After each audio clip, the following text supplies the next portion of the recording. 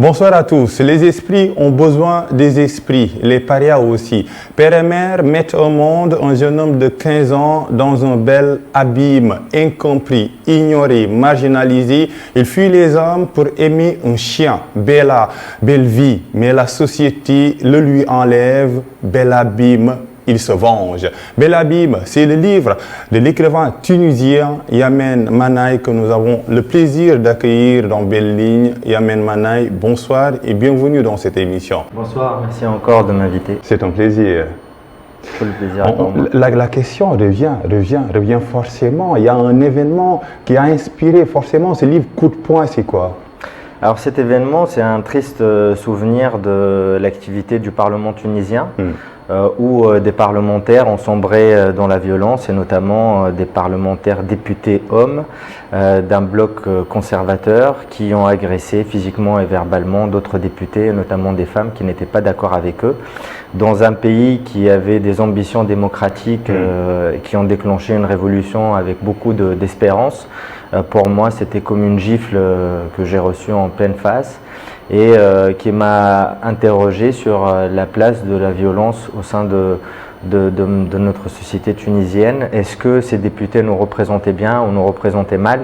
Et le livre est venu répondre à cette question. Et le personnage montre un peu cette gifle sociétale et sociale que la société tunisienne inflige à la jeunesse. Un jeune de 15 ans avec un vocabulaire pas indolent mais violent, cela reflète quoi? Ça reflète le fait que cette violence imprègne tout en fait, imprègne tout autour de nous, nos comportements, les mots qu'on se dit. La violence aussi du désespoir dans lequel sombre cette jeunesse. La révolution, de cette révolution tunisienne, on a beaucoup dit que c'est la révolution des jeunes. Et c'est vrai, la personne qui s'est immolée par le feu, c'était pas un patriarche. Les blogueurs qui ont fait que ça prenne dans les différentes villes tunisiennes, c'était des jeunes. Et pourtant, une fois que le régime était amené à changer, les anciens sont sortis de la brousse, ils ont repris les postes et on a fini même avec le président le plus vieux du monde. Donc voilà, c'est aujourd'hui les jeunes Tunisiens, pour beaucoup, prennent la route de l'immigration clandestine, ce qui prouve bien qu'ils sont dans un désespoir chez eux. Et il y a des analogies, la jeunesse qui prend les pirogues, même chose également au Sénégal avec le drame amer, ce sont des mots MAUX qui n'ont pas de frontières, ce désespoir-là de la jeunesse africaine d'une manière générale.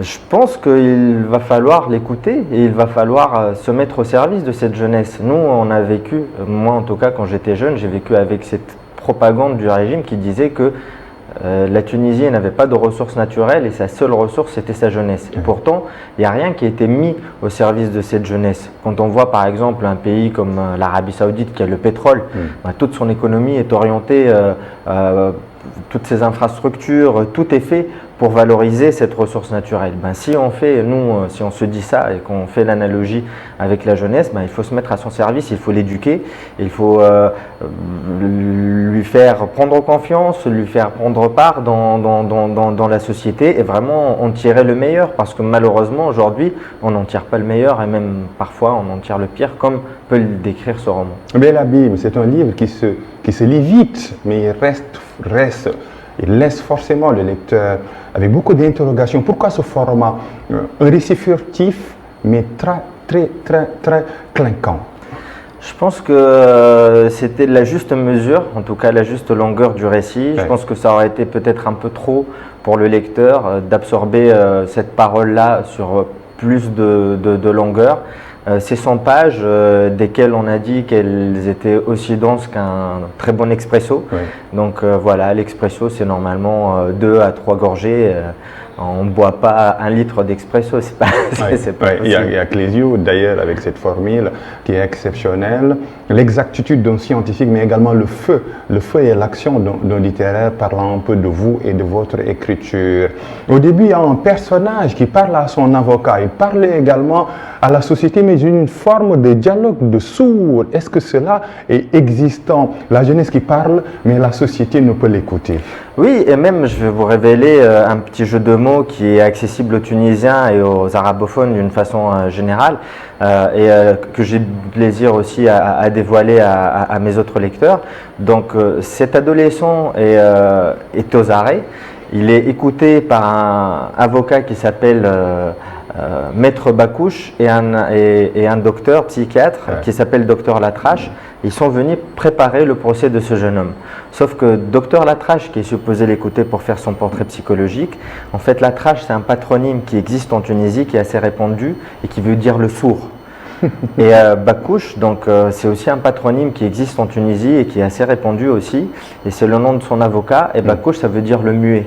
Donc cet enfant va être écouté par un sourd, défendu par un muet, donc c'est vraiment symboliser aussi les sarcophages dans lesquels se trouve cette jeunesse-là, qu'on n'entend pas. On n'entend pas leur voix, on n'entend pas leurs aspirations, et souvent on les somme de se taire, de ne pas se manifester. Et ce jeune homme est issu de la banlieue tunisienne, la banlieue, un autre mal qui traverse les frontières, la banlieue qui peine à se transformer en un bon lieu, et on le voit dans ce récit.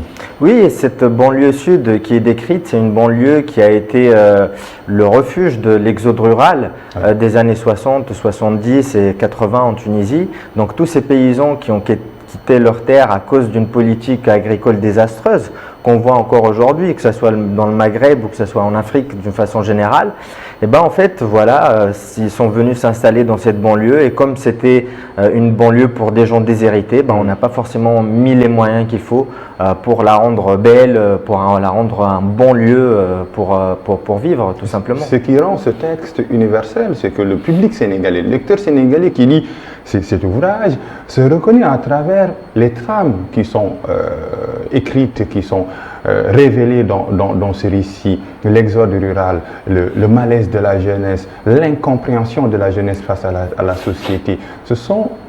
C'était ça qui était recherché dans votre laboratoire d'écriture, de ne pas faire un exemple tunisien mais africain et pourquoi pas mondial. En réalité, je trouve que la société tunisienne, par son cœur, elle ressemble beaucoup à toutes les autres sociétés du monde.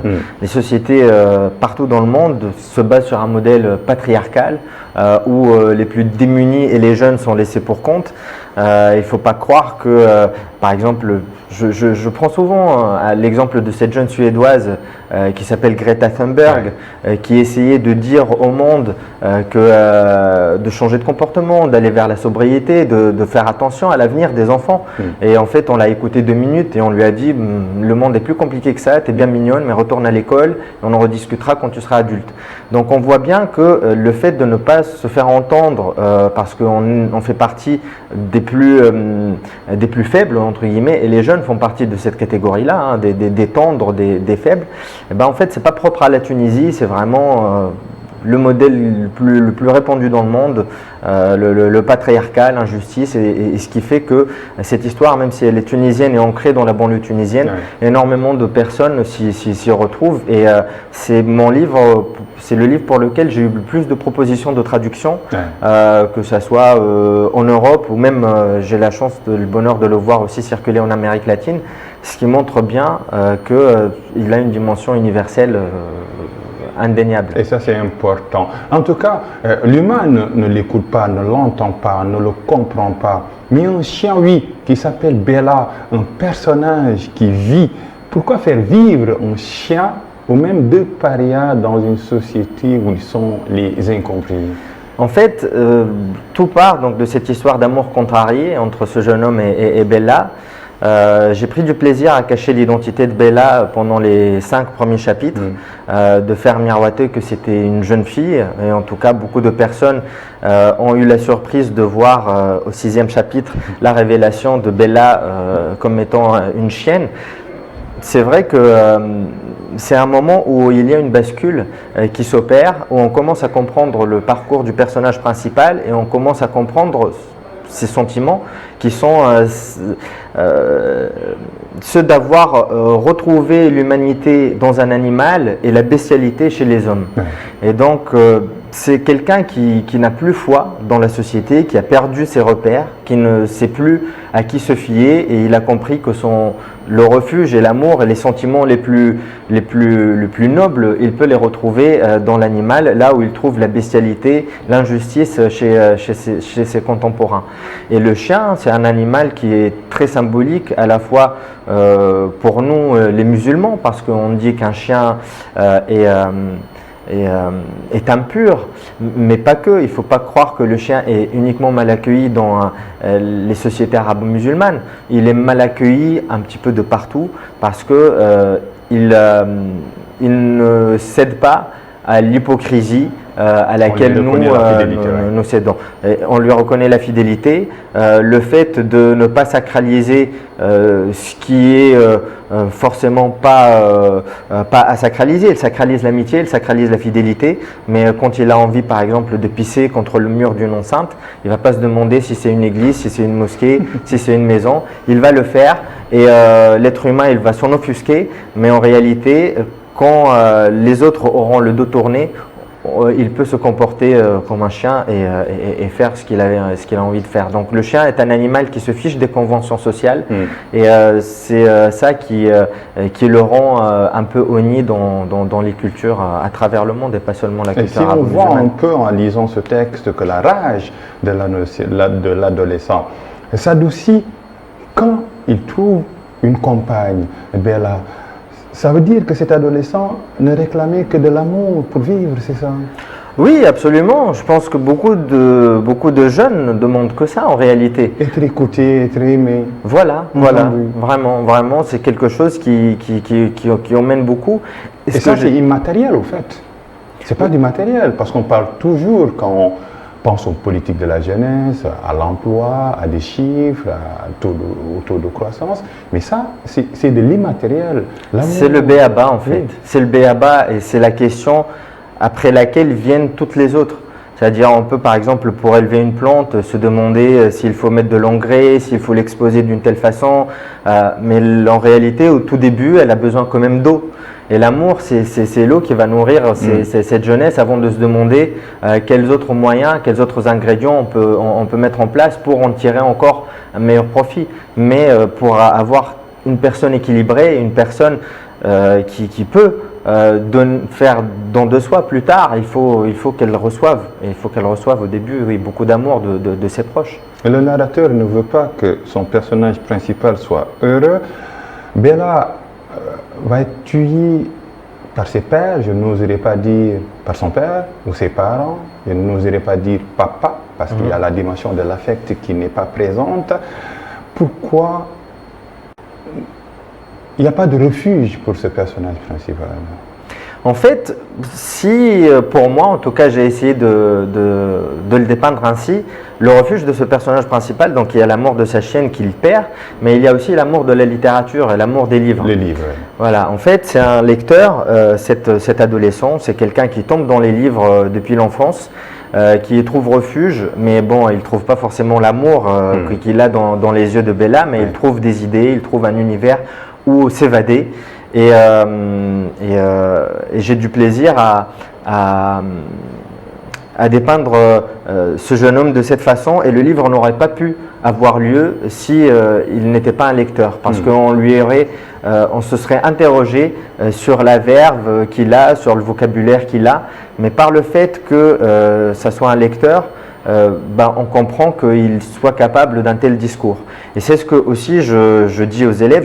J'ai beaucoup de chance d'être rentré par le biais de ce livre dans le monde des lycéens, des collégiens, et j'ai du plaisir à leur dire que il faut qu'ils lisent comme le personnage principal pour avoir une parole crédible. Avant de miroiter le plaisir de la lecture, de l'évasion, qui est réel et indéniable, en fait, je leur dis que lire, c'est en quelque sorte pour eux une façon de prendre les armes de l'esprit et de réclamer leur dû à la société qui ne les entend pas. Et plus ils maîtriseront la langue, le vocabulaire, plus ils seront en capacité d'exiger de leurs aînés ce qui leur appartient de droit. Oh mes aïeux, lire ne donne pas le pouvoir Lire ne sauve pas, cela ne fait aucune différence. On finit toujours les pieds devant. Ok, lire ne rend pas immortel, je vous l'accorde, mais ça rend moins con et ça, c'est déjà beaucoup. Oui, j'ai voulu pointer en l'occurrence dans le livre un proverbe, un adage tunisien qui dit « ceux qui lisent meurent ». Eux aussi. C'est pour dire à peu près que ça ne change pas réellement la donne. Mais bon, avant de mourir, il y a quand même toute une vie à parcourir et on la parcourt mieux en étant un lecteur qu'en étant quelqu'un qui boude les livres. Il y a le cadre familial également dans le cadre spatio-temporel. Le cadre familial fait tilt. Un jeune homme de cet âge, abandonné par ses parents, sans cocon familial. Comment en est-on arrivé là, la société africaine? On disait que c'était une société communautaire, collective et même familiale, solidaire de surcroît. Alors bon, je pense qu'il y a énormément de choses dans la question, des choses qui dépassent la littérature elle-même et qui va vers, je pense, la sociologie et la construction de nos villes. Bon, on voit que c'est un enfant de la classe moyenne avec des parents qui travaillent tous les deux, un père qui est omnubilé par sa carrière. Alors, en effet, quelle est la place qu'on donne aux enfants dans la compétition sociétale dans laquelle nous sommes entrés et qui valorise l'individu par rapport à ce qu'il fait de mieux matériellement que son voisin. Alors qu'en réalité, c'est des considérations qui sont normalement supposées être secondaires. L'avoir sur l'être, c'est ça. Exactement, exactement. Je n'ai jamais reproché à mon père d'être un pauvre fils de pauvre, mais je lui en veux d'être un pauvre de cœur, de ne pas avoir compris où était la vraie richesse. Être bon pour sa famille est plus important que la façade qu'on construit pour les autres et pour laquelle son propre sang subit la négligence, le désamour et la rancune. Ce sont des mots forts adressés pas aux papa et maman, mais aux géniteurs. Oui, tout à fait. C'est une réalité dans laquelle moi j'ai grandi et dans laquelle ont grandi énormément de jeunes autour de nous. On voyait que nos parents étaient vraiment préoccupés par les différentes réussites des voisins. Quand un voisin montait par exemple un nouvel étage dans sa maison, ça faisait parler les autres voisins qui voulaient aussi faire pareil. Quand quelqu'un changeait sa voiture, pareil, les parents se disaient mais nous aussi il faut qu'on passe par là parce que sinon quelle serait notre réputation? Et en fait c'était quelque chose de très absurde pour nous enfants. On en parlait entre nous. On disait oui, voilà, ton père il a construit un étage, là ça va pas du tout dans les autres familles. Donc voilà, c'est un peu triste, mais c'est l'avoir, comme vous le dites, sur l'être. Et c'est le fait de compenser, je pense, des richesses qu'on a perdues en s'arrachant à son tissu originel, en venant dans la grande ville, dans cette banlieue, dans la compétition sociale. C'est une sorte de compensation qu'on a, mais les compensations matérielles ne sont que c'est que de la drogue en fait, c'est quelque chose qui donne une satisfaction éphémère et qui ne donne pas une satisfaction sur le long terme. Une fois qu'on a changé la voiture, une fois qu'on a refait la façade de la maison, que reste-t-il après? Donc on est toujours là-dedans et peut-être il faut lire pour savoir tout cela. La mort de Bella, le début de la révolte ou bien de la revanche de cet adolescent de 15 ans, une revanche cynique qu'il assume et revendique sans gants, sans fioriture. C'est ça le début de la révolte, de la révolution, quand on voit un peu la jeunesse que l'on dit incomprise et peut-être impolie. On ne saisit pas les causes de cette impolitesse ou de cette révolte, mais les conséquences, c'est ça. Absolument. Ce qui est encore plus marquant pour moi, en tout cas dans l'écriture de ce livre, c'est qu'une fois que je l'ai terminé, 2 mois après, les jeunes Tunisiens se sont révoltés, sont sortis dans la rue pour manifester parce qu'à l'époque, c'était encore un peu, on était encore un peu dans cette période de Covid. Ils avaient encore moins de moyens, moins la possibilité de sortir dehors, de se retrouver. Nombre d'entre eux n'ont pas de loisirs, de terrain de jeu. Et ils sont sortis et en fait on a vu en eux la manifestation de voyous, de casseurs. On les a matraqués, on en a arrêté 2000 qui avaient entre 13 et 17 ans. Donc voilà, le dialogue n'est pas fait, on ne cherche pas réellement à les comprendre. J'ai même des images en tête, par exemple, de moments où je cherchais à jouer avec mes camarades, soit sur un terrain de basket, soit sur un terrain de foot de nos écoles, et que le gardien vient nous empêcher de le faire, juste parce qu'il a ce petit pouvoir de nous empêcher d'accéder à des infrastructures.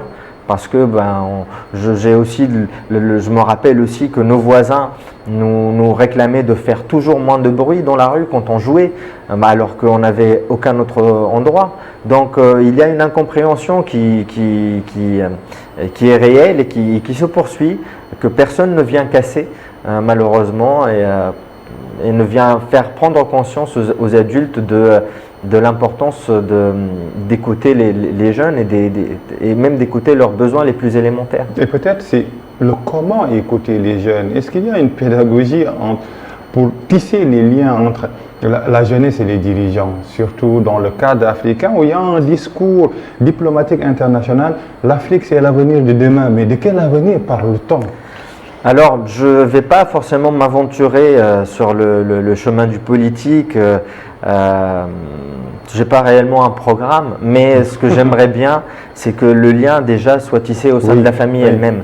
Quand vous êtes dans un univers un peu tyrannique déjà, dans la cellule familiale avec un patriarche qui décide de tout et qui ne vous incite pas à dialoguer, à faire de la critique, parce que critiquer ses parents, c'est le début de la délinquance en Tunisie comme dans plein d'autres pays. Ici, Donc, en réalité, vous n'êtes pas prêt à la démocratie plus tard, vous n'êtes pas prêt au dialogue plus tard, vous n'avez pas grandi dedans et donc vous êtes dans la culture du patriarche, de la personne qui va décider pour tout et pour tout le monde. Et moi, j'aimerais qu'au sein de la famille, que ça change, qu'on considère l'enfant comme un individu à part entière. Pythagore, qui est un philosophe et un mathématicien de la Grèce antique, disait qu'un homme n'est jamais aussi grand quand il est à genoux en train d'écouter un enfant.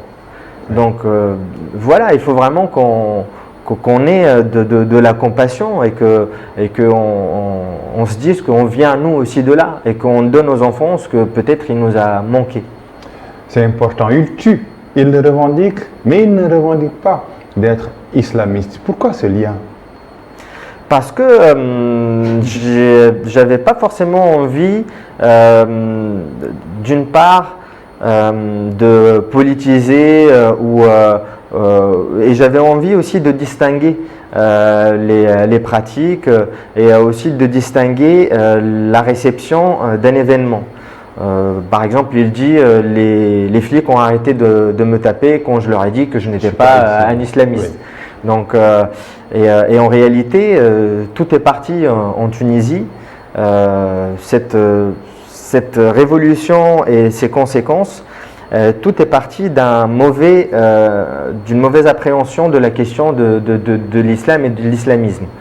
Donc l'époque de Ben Ali a été marquée par une lutte contre les islamismes, contre l'islam politique, et une lutte qui était même injuste parce que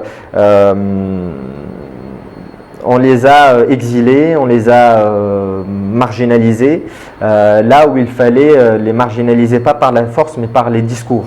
Par leur laisser peut-être un espace d'existence, mais de les contrer avec des vrais arguments théologiques, sociétals, scientifiques s'il le faut.